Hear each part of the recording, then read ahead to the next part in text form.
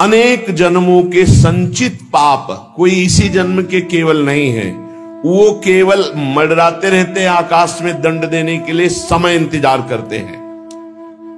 जैसे नरक में पड़े हुए जीव तुम देख रहे हो, घोर पाप का फल भोग रहे, केवल दिखाया गया था नरक। जानते हो किस बात से? कल याद होगा सुमति जी ने पानी पीने जाने वाली गौओं को वैश्य कुल में 7वें जन्म में जन्मे जब थे, तो उन्होंने उनको नहीं पीने दिया। इसके अपराध से उनको नरक दिखाया गया था। तो वो यमदूतों से प्रश्न करते जाते हैं और उनका उत्तर यमदूत देते जाते हैं। ये जो तुम देख रहे हो तड़पते हुए जीवों को नरक में, महापापी लोग हैं, अपने पाप का फल भोग रहे हैं। जब कोई पुण्यात्मा होता है तो स्वर्गलोक में जाता है, देवताओं के साथ रहता है, गंधर्व उसका गुणगान करते हैं, अप्सराओं का नाना प्रकार से सुख उठाते हैं। और जब पुण्य भोग क्षीण हो जाता है तो फिर यहां आकर के मनुष्य लोक में अपने कर्मानुसार जन्म लेते हैं। राजन, ये जो तुमने पूछा कि किस किस पाप से पापियों को कौन कौन सा नरक में दंड मिलता है, वो मैं बतला रहा हूं। जो नीच मनुष्य कामना और लोभ के वशीभूत होकर दूषित दृष्टि से हर स्त्री को भोग भाव से देखता है, जिसको देखता है बस काम भाव से देखता है। बोले जो दुष्ट दूषित भाव से माताओं बहनों को भोग दृष्टि से देखता है, तो यहां बड़ी बड़ी चोंच वाले वज्र के समान जिनकी चोंच ऐसे गिद्ध बार बार हजारों वर्ष उनकी आंखों को नोचते और खाते रहते हैं। वो आंखें बार बार होती रहती हैं, बार बार निकालते। यही वहां है कि मरना नहीं है। उनकी दोनों आंखों को वज्र तुल्य नरक के पंछी बार बार निकालते हैं और खाते हैं, और उनके पुनः नए नए नेत्र उत्पन्न हो जाते हैं। इस पापी को पलक झपकने तक के लिए विश्राम नहीं मिलता, निमिष तक के लिए कि थोड़ा चैन मिल जाए, महान दुख होता रहता है। हजारों वर्ष तक उसको इस नेत्र दर्द पीड़ा भोगनी पड़ती है। और फिर जब मृत्युलोक में जन्मता है तो नेत्र रोगी पैदा होता है। वो यहां पैदा होगा नेत्र रोगी, या नेत्र ही नहीं है या नेत्रों में दिखाई नहीं दे रहा, कई तरह के व्यवधान, जिन्होंने नेत्रों का दुरुपयोग किया। अब जिन लोगों ने, जिनको तुम देख रहे हो इनकी जबान काटी जाती है, बार बार जबान नोची जाती है, ये वही लोग हैं जो शास्त्र का गलत उपदेश किए हैं, गलत अर्थ किए हैं, अपनी वासना की पूर्ति के लिए शास्त्र का गलत प्रयोग किए हैं, जो किसी को गलत सलाह दी है तो इनकी जबान बार बार छोटे छोटे हिस्से में तलवार से काटी जाती है। शास्त्र का उल्टा अर्थ बताया, उसकी जबान को वहां हजारों वर्ष काटा जाता है। खिलवाड़ नहीं, प्रश्न उत्तर कर देना। अगर आपका उत्तर गलत है तो आप नरक जाएंगे। प्रश्न करता तो आप पर श्रद्धा करके पूछ रहा है, और आपने मनमानी उत्तर दे दिया और वैसा आचरण कर दिया तो उसको पाप नहीं लगेगा, पाप आपको लगेगा क्योंकि आपने आदेश किया है, और आपकी दुर्गति हो जाएगी। इसीलिए अनाधिकारी को जब जनक जी महाराज विदेह राज ने पूछा, निमि जी ने नवयोगेश्वरों से कि मैंने यही प्रश्न कर्म के विषय में सनकादि से पूछा था, वो मौन थे, कोई उत्तर नहीं दिया, क्यों? तो बोले उस समय आपका ज्ञान जागृत नहीं हुआ था, आप उस समय अनाधिकारी थे, कर्म का बड़ा सूक्ष्म विषय होता है, इसीलिए वो मौन थे। ऐसा नहीं कि हर प्रश्न का उत्तर फटाक से दे दे, और वो गलत है अगर उत्तर तो शास्त्र सम्मत नहीं है तो उत्तर देने वाले को नरक का दंड मिलेगा, उसकी जबान हजारों वर्ष वहां काटी जाएगी। जो शास्त्र का गलत अर्थ करता है, जो शास्त्र को अपनी वासना पूर्ति के लिए घुमा करके बोलता है, जो किसी को बुरी सलाह देता है, उसकी जबान यहां काटी जाती है, जो देख रहे हो।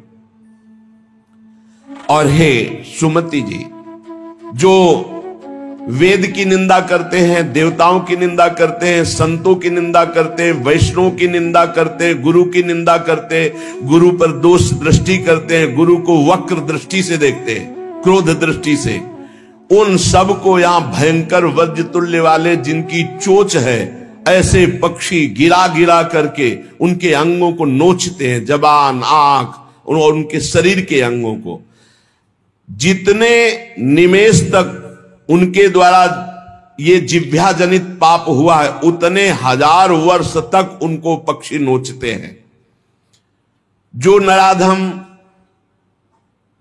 बिना दोष के दो मित्रों में फूट डाल देते हैं, एक दूसरे की चुगली करके, पिता पुत्र स्वजन में भेद पैदा कर देते हैं, और जो पुरोहित, बहुत ध्यान देने योग्य बात, अनुष्ठान का संकल्प लेता लेकिन अनुष्ठान पूर्ण नहीं करता, जजमान को क्या पता। जो पुरोहित जजमान से नियत संख्या ले ली धन और अनुष्ठान पूरा नहीं किया, या जो अपनी माता और पिता का अपमान किया, जो अपनी शरणागत, अपने अर्धांग विराजमान पाणी ग्रहण की हुई पत्नी का विविध प्रकार से अपमान और शोषण किया, वो यहां आरे से चीरे जाते हैं 1000 वर्ष तक। दिखाया, देखो ये बीच आरे से आराम आराम से एक एक अंग चीरे जाते हैं। उस पुरोहित को भी दंड मिलता है, उस पुत्र को दंड मिलता है जो माता पिता का अपमान, उस पति को दंड मिलता है जो पत्नी का शोषण, उस पत्नी को दंड मिलता है जो पति से छल करती है। आप खुली आंख इनकी दुर्गति देख सकते हैं। जो दूसरों को कष्ट देने का स्वभाव बना लिया है, बातचीत चेष्टा से कष्ट ही देना है, जो दूसरों की प्रसन्नता में जलते हैं, जो दूसरों की घरों में, सोए हुए घरों में आग लगा देते हैं या फसलों में आग लगा देते हैं और उनको प्राणांतक कष्ट देते हैं, उन अधम पापियों को यहां जलती हुई आग में जलाया जाता है। तुम देख लो, तपती हुई बालू डालकर उनको भूना जाता है और यहां आग में उन्हें जलाया जाता है। जो एक जगह निमंत्रण मिला, फिर दूसरी जगह निमंत्रण मिला, तो पहले निमंत्रण वाले को छोड़ करके दूसरे के यहां निमंत्रण पाकर फिर पहले वाले के यहां निमंत्रण पाने गया। ऐसा नहीं है, ये नरक का कारण बन जाएगा। एक जगह निमंत्रण है, वहां गए, अगर हम भूखे हैं तो भूखे, नहीं मिला तो नहीं मिला, अब दूसरे दिन देखा जाएगा। 2 3 4 निमंत्रण, ऐसा नहीं।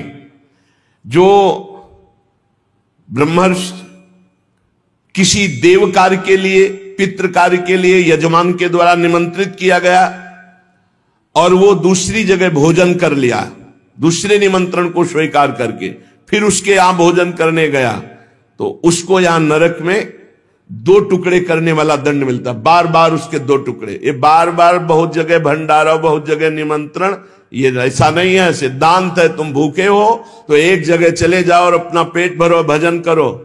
ये नहीं कि 5 जगह चले गए तो खूब दक्षिणा 5 जगह की मिली तो सुन लो। ये तस्मा शास्त्रम प्रमाणम, ये शास्त्र है, मनमानी नहीं। पहले ऐसा कभी ब्रह्म ऋषि जन नहीं करते थे।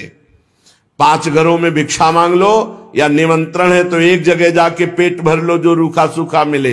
ये 14 जगह भंडारा, 14 जगह निमंत्रण, तो उसकी व्यवस्था है। ये नरकगामी बना देगा, बुद्धि भ्रष्ट हो जाएगी। जो सदैव कड़वी बातें बोलकर लोगों के दिल पर चोट पहुंचाते रहते हैं, कुछ लोगों का ऐसा स्वभाव होता है, जब बोलेंगे तो हृदय की पीड़ा प्रकट हो ही जाए, ऐसा उनका है। ऐसे हैं वो, ऐसे बोलते हैं कि अत्यंत पीड़ा दे। ऐसा करने वालों को यहां के पक्षी टूट पड़ते नरक में लाते हैं, नोच नोच करके उनको खाते हैं। जो यहां किसी की चुगली करता है, उसकी जिह्वा तेज छुरे से बार बार ऐसे चीरी जाती है, फिर पूरी हो जाती है, फिर चीरी जाती है। जिन्होंने उद्दंडतावश अपने पूज्य जनों का अनादर किया, उनको मारा, पीटा, गुरुजनों को, अपने गुरु को, माता को, पिता को, बाबा को, पितामह को, ये पूज्य जन है, ये गुरु के समान पूज्य है। जो अपने गुरुजनों को, पूज्य जनों को अनादर करता है, दंड देता है, मारता है, पीटता है, वो देखो ये कुंड बने हैं विष्ठा के, पीब के और मूत्र के। मूत्र का कुंड, विष्ठा का और पीब का, नीचे करके मुख उन्हीं कुंडों में डाल दिया जाता है, ऊपर से पैक कर दिया जाता है। हजारों वर्ष वही खाओ, वही सड़ो, कितना भयानक कष्ट है। नीचे के मुख करके उसमें डाल दिया जाता है। जो लोग भोजन बनाने, बहुत ध्यान से सुनो, भोजन बनाना उद्देश्य रखो, यज्ञ है, यज्ञ के लिए भोजन बना रहे हैं। सबके हृदयों में भगवान है, पहले भोग लगाओ श्री भगवान का, फिर दरवाजे पर निकलो और आसपास झांक के देखो, कोई पशु पक्षी, कोई मनुष्य, कोई संत महात्मा, कोई भूखा तो नहीं दिखाई दे रहा। अगर एक गाय है, कुत्ता भी है, तो घर से जाओ, रोटी लाओ, पहले उसे डालो, भगवत स्वरूप मान करके पहले। फिर अपने घर में जो बड़े बूढ़े हैं सबसे पहले उनको पवाओ, बच्चे जो हैं उनको पवाओ।